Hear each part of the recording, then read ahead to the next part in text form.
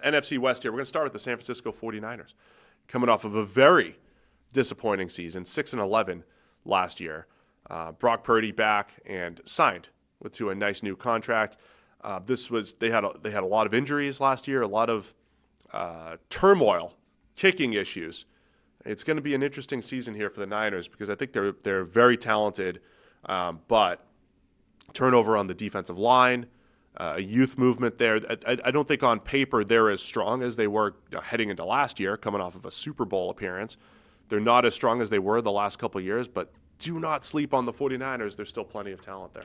Yeah, particularly on offense. I mean, I think that's the big thing. Their defense now, I think, is reliant on having a good draft class this year. And remember, they haven't had a good draft class in a while. The offense, though, I think still has plenty of teeth. Like, even with, trading away Deebo Samuel, et cetera, I mean, they are still returning. The new development today appears to be that in addition to running past the office, the train is taken to tooting the horn. Let us know if you hear the train horn. Like full My Cousin Vinny style. Because I know you hadn't heard the train before. But do you hear the horn? Because that's new. Anyway. Oh, Will heard it. Oh, boy. In addition to trading away, even after, trading away Deebo Samuel, you're still returning Brandon Aiyuk, George Kittle, Christian McCaffrey, Jauan Jennings, who showed last year that he can be absolutely phenomenal. Trent Williams is still there as arguably the best offensive lineman in all of football. Kyle Juszczyk was cut only to return on a better deal for the team. Ricky Pearsall is there, their first-round pick, who his rookie season was, let's say, disrupted by being shot, right? All of these things are still there for this team to still be really, really good on offense. Yes, the offensive line is still a question mark. That's basically been true for the entirety of the Shanahan tenure there. But I would still expect this offense to be able to cook.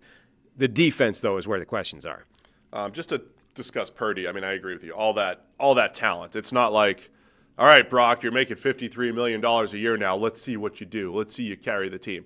I mean, there will be more team-building challenges in the coming years, right? Deebo Samuel's out, right? You're not going to have all of the stars that you've had in recent years, but there's still plenty of talent there.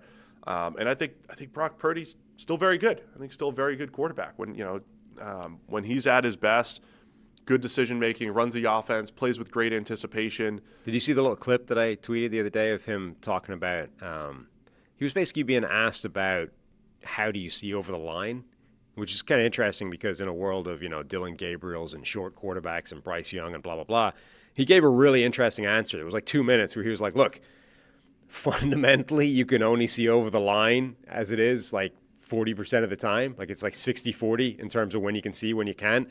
The times where you can't see, you are effectively determining what the throw is based off the information you do have, based off reads pre and post snap. Is the safety rolling down? Is that like you're effectively determining whether you have a throw or not based off other information. You're not looking up and being like, is this open? Let's go.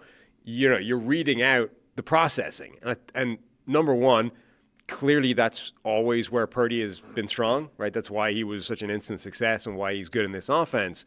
But I think it's probably also a big reason why some of these other quarterbacks struggle so badly who are short, because they're not great at that part to begin with, and you need to lean on that more than other guys do if you're 5'10 versus 6'6". So you don't actually see, you got to play with anticipation. Yeah, you don't have 40% of the plays you're effectively throwing kind of blind, and you're determining, like the throw is based off other information. And Purdy is a great anticipatory thrower. Yeah. I mean, I think he's very good, and we'll have fun Purdy debates, I'm sure, in the coming years. But he's in a world where, I mean, his stats are going to continue to look really good. Shanahan builds good statistical quarterbacks, but Purdy's also probably the best quarterback he's had since Matt Ryan. That's why also so many of these throws, like interceptions from quarterbacks, so many of them look ridiculous because it's based off like you're deducing information, right? It's like if X and Y happens, then Z is the throw. But if you misread X, then Z was not the throw, and you've just thrown the ball right to a linebacker. That's why I said the best defense is just run to the hot zones. Yeah, but it's also why defense. It's also why the Flores thing causes so many problems for everybody, right? It's because you thought X was happening, actually it wasn't, and now there's a linebacker right there that you just throw the ball to do unconventional things Yeah. defensively. Offensive line-wise, too, they had a great find in Dominic Puni last year at guard. Yep. They look good up front, returning 4 out of 5 starters there on the offensive line. Another Renner Banks. guy. Another Renner guy. Nailed it. So, yeah, I think they'll be very good offensively once again. Christian McCaffrey, absolutely a wild card here. There's, I think, some of the medical people in the Twitter sphere are like, hey, he should be fine. But you're talking about, what was it, tendinitis in both. Remember what a weird Achilles. thing that was last Yeah. year. It was kind of like, it was almost like the J.J. McCarthy thing, where in the space of like 48 hours, McCarthy went from he's come out of that game with a slightly sore knee to, oh, we're not going to see him till next year. McCaffrey's was like, he's got tendinitis, and then he's got it in both knees, and he's in Germany seeing a specialist, and then suddenly he's shut down for like a huge period of time. I mean, that happened pretty quickly as well. The trip to Germany is always the most concerning thing. If you're injured and you're going to Germany, it sounds serious. Well, I think But I would say don't sleep on McCaffrey this year just because he went to Germany last year. Germany or, Mexico or like the Dominican Republic. If you're leaving the country because you don't have the right stuff here. That's the thing. See, that's critical. What it means is you are now getting something that's not really allowed in the U.S., which doesn't mean it's bad or against the NFL rules. It just means that it's like you're into like a stem cell world or whatever most of the time. It's not it's not great for your recovery, probably. All right. So, yeah, I feel good about this offense. Yeah. Look, if McCaffrey's where he was before, sure, he's a game changer for this offense, too. That's what they have. Absolutely. But even if he isn't, changers. like even if you took McCaffrey off the roster right now, Isaac Guerrero is an intriguing player. But this year, Jordan James was a guy who tons of people loved at draft time, the Oregon running back. And then Corey Kiner, the Cincinnati running back, I loved him as like a day 3 guy. The next Shanahan running back. Yeah, like the one that always is the second one down that they draft ends up being the guy. Like if Corey Kiner ends up making massive noise in this backfield, it wouldn't shock me. Hey guys, real quick, only 40% of our viewers are actually subscribed, so let's change that. Hit that subscribe button, and now let's get back to the action. The last thing I want to say about the offense, too, I mean, man, Jauan Jennings really has stepped up, as you were saying earlier.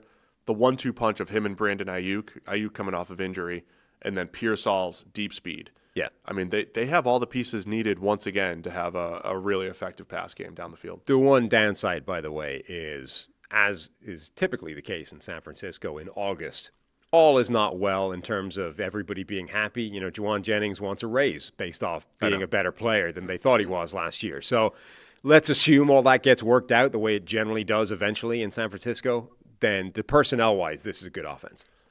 So there's a lot that is similar in San Francisco than it was in 2022 when they went to the Super. I was 1 year off, by the way, when they said which year they went in 22 to the Super. No, 23 to the Super Bowl. Sorry. But in 22, they were close. Everything is similar, I would say, offensively, despite not having Deebo Samuel. The biggest difference from those Super Bowl caliber teams is the defensive depth, particularly on the defensive line, where we used to say, hey, it's Nick Bosa, and look at these other edge rushers opposite him, and look at Javon Hargrave at defensive tackle.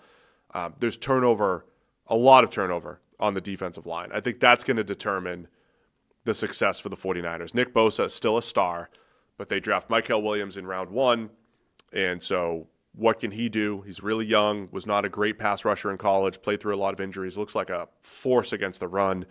You've got Mykel Williams, you have Bryce Huff coming in. That could be huge. Right, that could be huge. Reuniting him with Robert Saleh, who comes back in to run the defense. So there is some potential here. Defensive tackle looks like a weakness, but you second rounder Alfred Collins, you bring in C.J. West from Indiana, 2 rookies that you're going to be dependent on. It's another one where if some of those guys hit, maybe my concerns are invalid. Yeah. But on paper, right now, they need some of those young guys or the rejuvenation of Bryce Huff to really hit here. Yeah, it's not. I think it's fair to be concerned. It's not that the concerns would be invalid. It's that, this is a team now where there are massive question marks, but they do have potential answers within the setup. Like, there might not be a bigger acquisition in the offseason than bringing back Robert Saleh, the guy that made this defense so amazing a few years ago, which got him the New York Jets head coaching job.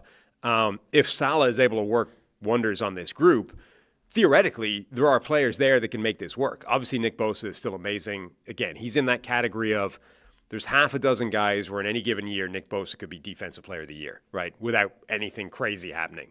He's that good. You've got Mikael Williams. That's your first-round draft pick who could be a very, very good player, has a physical tool set to make it work, bit inconsistent. Maybe the production hasn't been there, but you could see that working. Bryce Huff has previously, a year and a bit ago, been the single best situational pass rusher in all of the NFL with the coach that's going to be coaching him this year. That's a big part of that. And then, the defensive tackle situation is a massive question mark, but C.J. West is an immovable object in the run game, could be a fantastic addition. And then Alfred Collins is the guy they drafted to fix that as well. If Robert Saleh is able to make those two work quickly, it might be fine, right?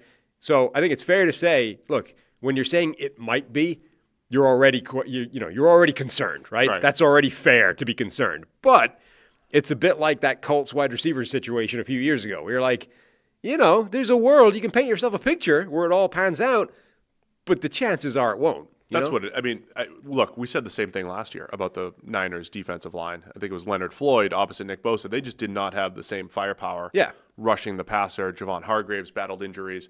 It's just it's a bigger question mark now than it was last year. Last year it was a bigger question mark than it was the previous 2 years. But with the addition, that's where the Niners are. But they've gone younger. Yeah. And if the quicker those guys, if those guys hit, and the quicker those guys hit, will determine a lot of this team's success. They've gone younger, and with the addition of Robert Saleh coming back. Yes. You put those two things together, it's not an unreasonable thing to say that he could make that work. Now, will he? Maybe not. But I think the potential is there for that to happen. Overall, defensively, though, you still have the star power of Nick Bosa. You have the star power of Fred Warner. Remember, there was a point last year where Warner, with forced fumbles and interceptions, was like single-handedly winning games for the Niners, while the kicking game and other parts were falling apart. So Fred Warner's still there.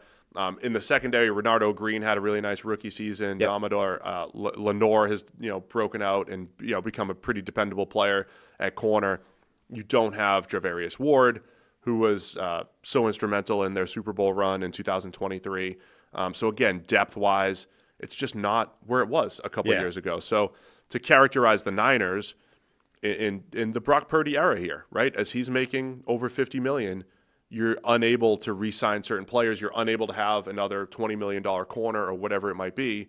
So younger players need to step up. So you just have, I think, more depth questions now than you did a couple years ago. But if a couple players do step up, man, the Niners are going to be really good again. Yeah, secondary generally looks relatively weak despite having a good player or two in there.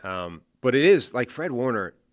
If he wasn't a linebacker, Fred Warner would be in that Defensive Player of the Year any given year category, right? So you have 2 of the 10 best defensive players in all of football on this defense, and the defense still might not be good because of what's around them. Last thing on the Niners, as the chat says, all their stars are getting older. Yeah, that's true. Sure. It's a really interesting time for John Lynch and that entire front office. Who do you think's under more pressure, Lynch or Shanahan?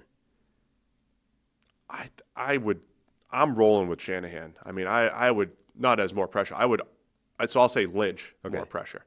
I think the challenge from a team building perspective, I say this a lot, right? Just because you did 1 or 2 things well previously and it led to massive results doesn't mean you could repeat those 1 or 2 things. Just because Bill Belichick discovered Tom Brady doesn't mean you could discover the next one, what have you. The Niners were so star heavy by hitting on George Kittle in the draft or hitting on Fred Warner in the draft. Just because you did it once and that carried your team through a lot of success, can you do it again? Because the last few drafts have not been great for the Niners.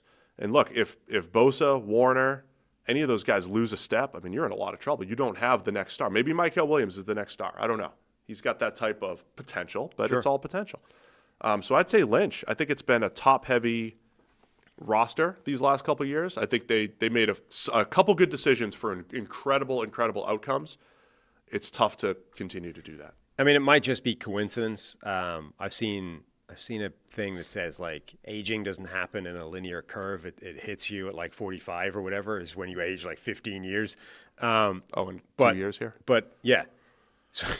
Sweet. But Kyle Shanahan looks like those before and after pictures of presidents, where it's like, here's what he looked like his day one of the Oval Office, and here's what he looked like his final day of a 2-term stint, and he's aged like 25 years.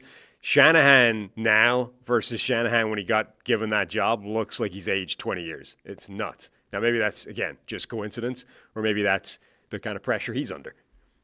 Yeah, I mean, I might be contradicting myself, but I feel like Shanahan has had an incredible level of consistency, right? Whereas if I said the team building effort has been top heavy, I think Shanahan has been incredibly consistent. He's just been one play away, a couple plays away, a couple plays away.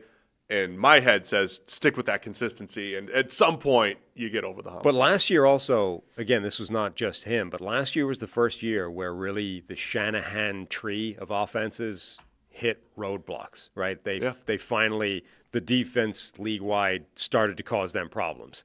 It doesn't put him, I think, under more pressure necessarily. He's already under a ton, but it's a big year for him.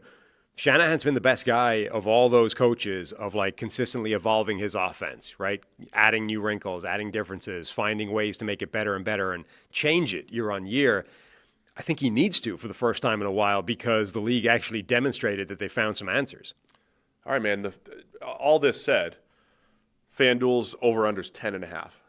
People are not overreacting to last year's 6-win, or at least the market's not overreacting to last year's 6-win season. You're going over or under here, though, for the Niners? I will go under. I think they will win 10 games, but no more. There you go. I'll go under as well. So I'm not overreacting either. I'm just saying right around there. I'll say 10. They'll be better, but I wouldn't go over the 10.5 right Chad is 82% under. Oh, yeah, recency bias. A lot of recency bias, even with our advanced listeners. Thanks for watching all the way to the end of our video. Check the Mic is live every Monday, Wednesday, and Thursday, so be sure to hit this subscribe button so you don't miss a thing. The all-knowing algorithm is convinced that you'll like these videos as well, and frankly, who are we to argue?